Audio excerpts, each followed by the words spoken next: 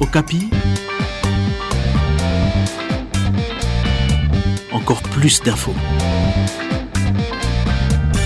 Très heureux de vous savoir nombreux à l'écoute des programmes des radios Okapi. Nous sommes heureux de recevoir pour vous, chers auditeurs et chers internautes, le docteur Michel Mouvoudi.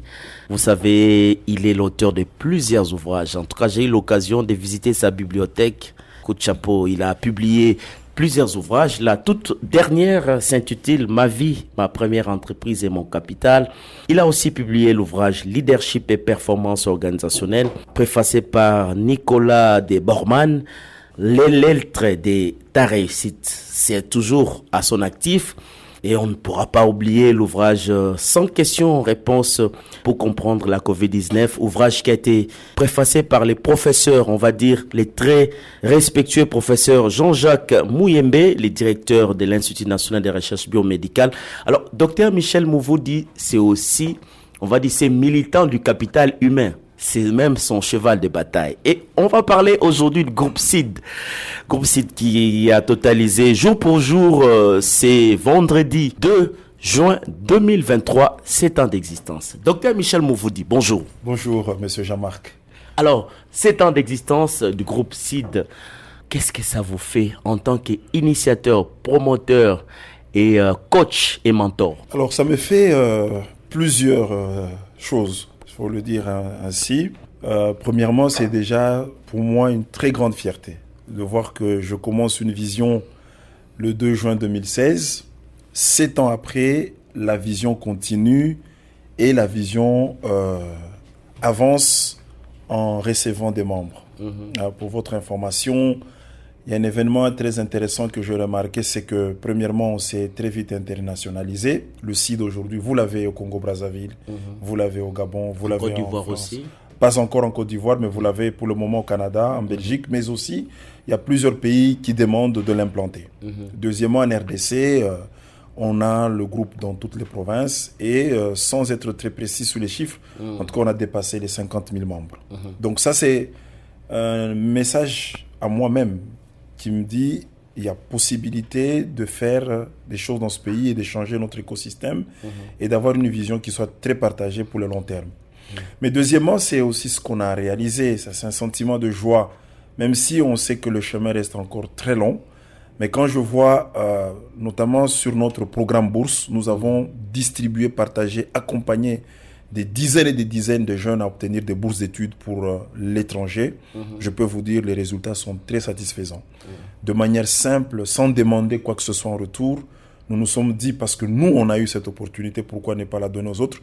Beaucoup de jeunes aujourd'hui ont eu l'occasion d'aller au Canada, en France, en Belgique, étudier, et qui sont revenus. Et c'est une fierté pour moi quand je les rencontre dans des grandes organisations.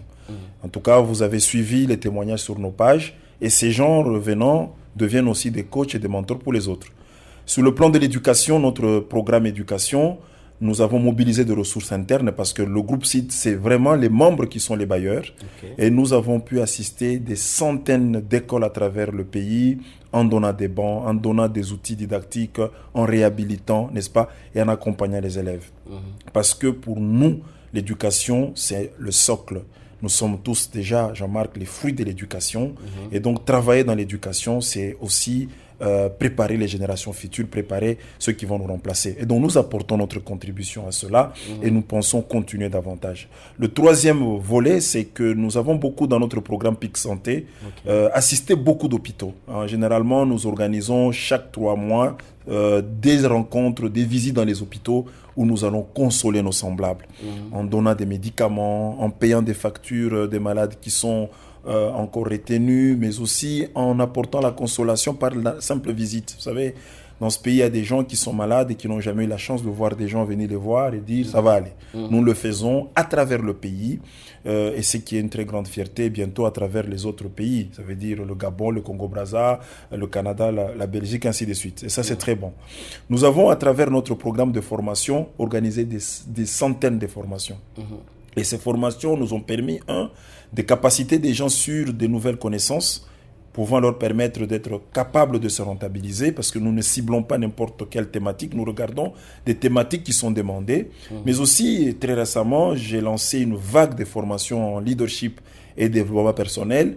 Je vous dis, aujourd'hui, on est autour de 3000 personnes formées. La majorité, c'est à Kinshasa, évidemment. Nous avons une forte demande en province. Et ces formations gratuites nous ont permis de voir qu'au fait, nous avons une manne. C'est la jeunesse. Vous savez, Jean-Marc, l'Afrique va atteindre 2 milliards de personnes d'ici 2040. Et sur les 2 milliards de personnes, 1 milliard, ça sera des jeunes. En RDC, on est déjà 100 millions, on parle de 110 millions. 55%, ça sera des jeunes. C'est une opportunité, c'est une manne, à condition qu'on accepte d'y investir. Mais si on n'investit pas dedans avec une montée en puissance de l'éducation de qualité, si on n'investit pas dedans en travaillant sur cette jeunesse, en voyant comment trouver du travail, comment aider cette jeunesse,